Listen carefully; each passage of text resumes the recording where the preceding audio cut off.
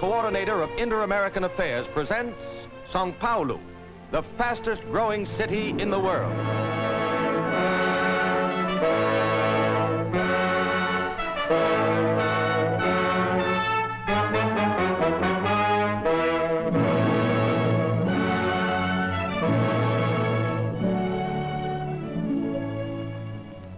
Of Brazil's 7 principal cities, Belém, Recife, Bahia, Belo Horizonte, Rio de Janeiro, Porto Alegre, São Paulo ranks second.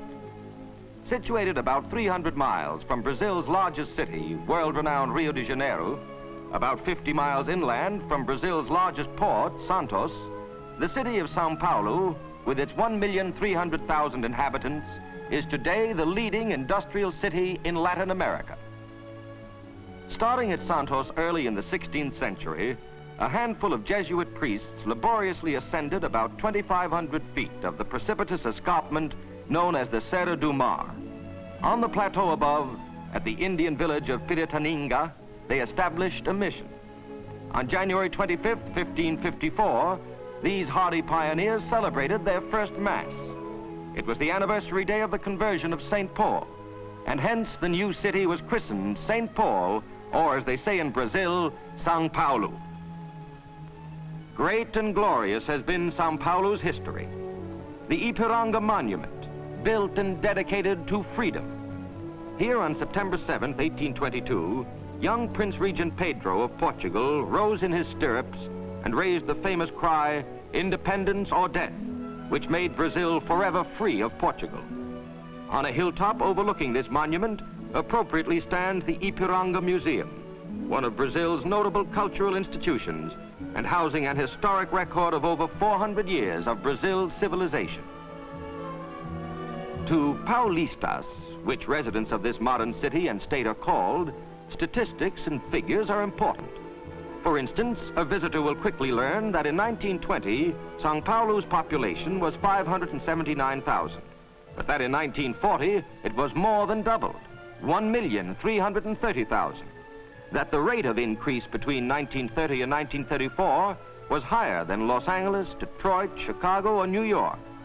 That the temperate climate, averaging 69 degrees for the warmest months and 57 degrees for the coolest, combines admirably with the heritage of their pioneering forefathers to make them highly energetic, enterprising, and productive people. Let us examine some of these facts and figures. Brazil is the largest coffee-producing country in the world. 60 to 70% of Brazil's coffee is grown in the rich red soil of the state of São Paulo. Brazil is 4th in world cotton production, and again São Paulo is her foremost producer.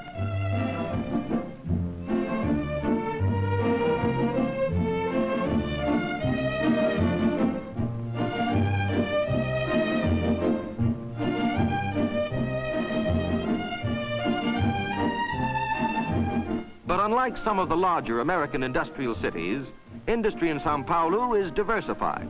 The list is long. A modern wire and cable factory employing 2,500 people.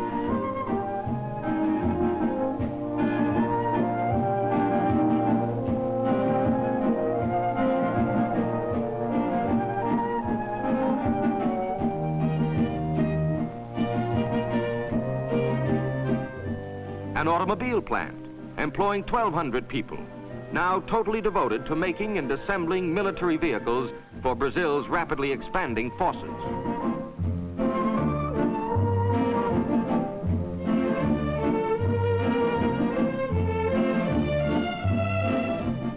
A tire factory employing 1,350 people. The crude rubber is from Brazil's state of Amazonas.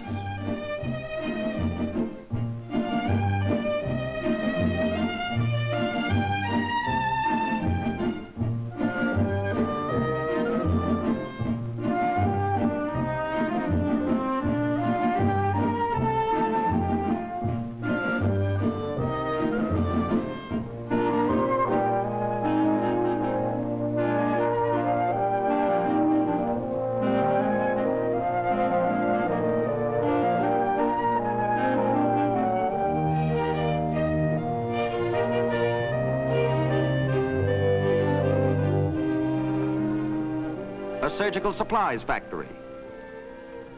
Every square foot is designed to meet the high sanitary standards required in this type of operation.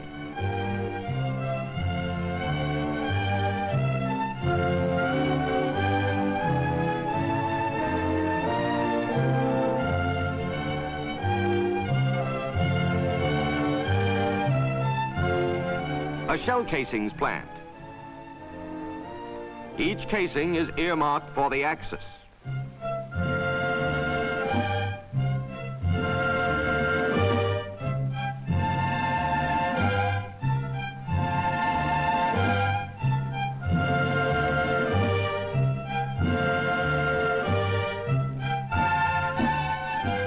Nitroquímica of Brazil, employing 5,000 people, working round the clock, 7 days a week, producing dynamite, gun cotton, and other explosives. Rayon is an important byproduct.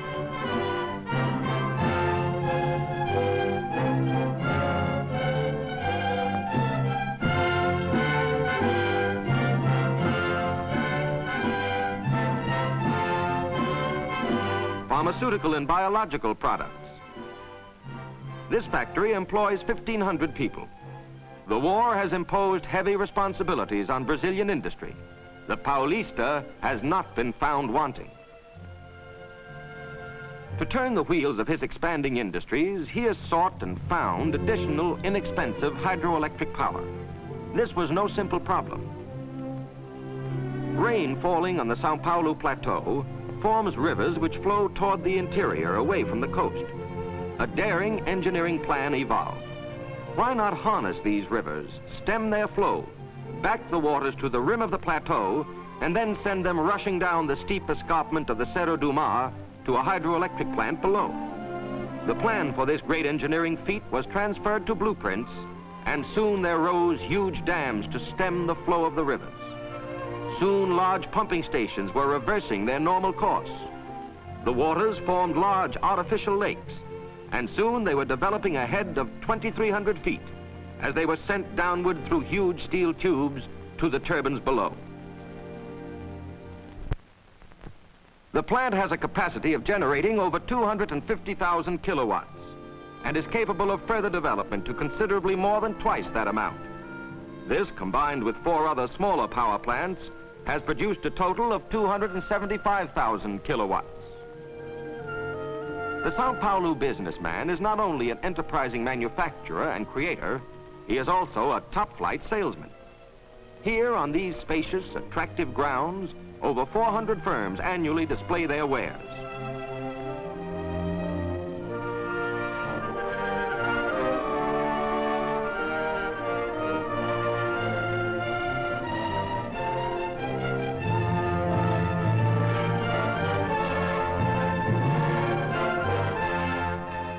Appropriately, tribute is paid to world-renowned inventors and scientists, among whom are Edison, Santos Dumont, Pasteur, and James Watt.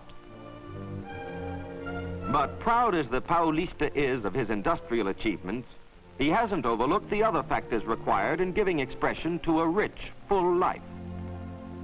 He has erected beautiful houses of worship.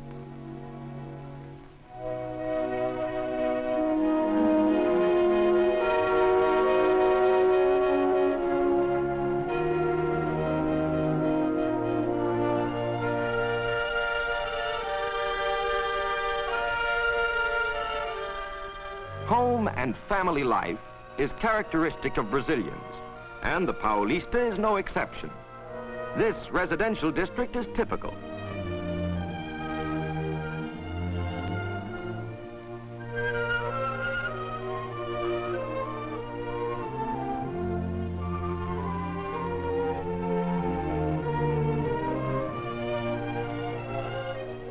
For the apartment house dweller, he has built modern and novel buildings designed for comfort and good living.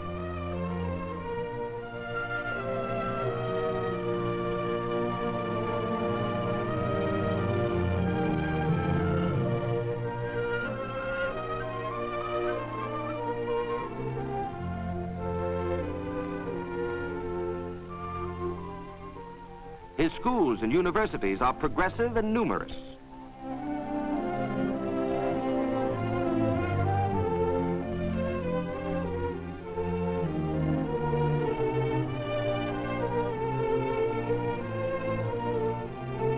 Butantan, famous the world over for its snake serums, is one of many of his institutions devoted to scientific research.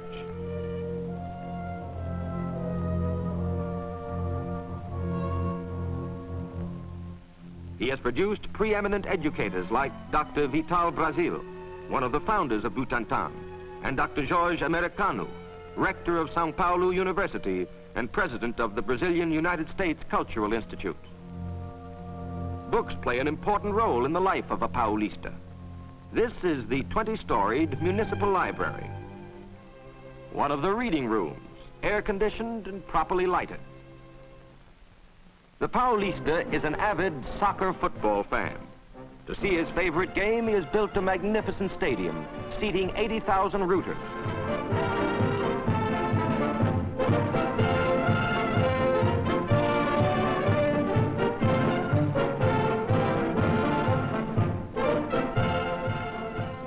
Throughout the city, he has provided his children with numerous playgrounds and large outdoor swimming pools. All activities are supervised by teachers and attendants.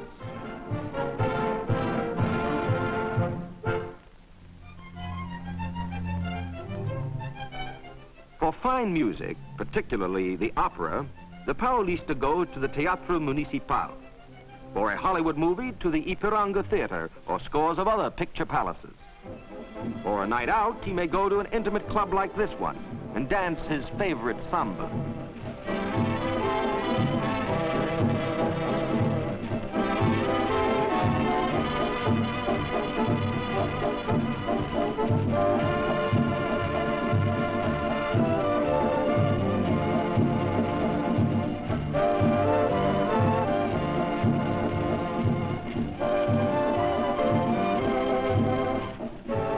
Wife or daughter, he's built large department stores like this one, or smart exclusive shops like these.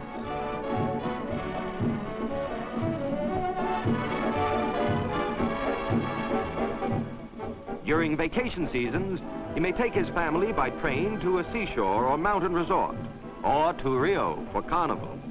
If he chooses, he may go by air, over one of the 3 busy airlines serving the city, or by automobile over a 4-lane highway.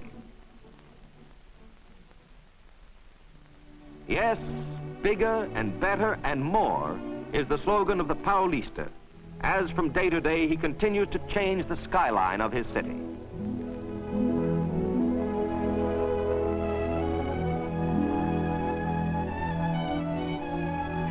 Reflecting the spirit of Ramos Azevedo, São Paulo's great architect and builder, the Paulista is building new streets, new viaducts, tunnels, avenues, business buildings, apartments and hotels,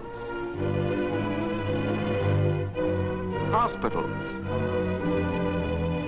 combining the old and the new, tradition and enterprise. São Paulo can proudly look back on centuries of work well done and can look forward to an assured future in orderly and progressive Brazil.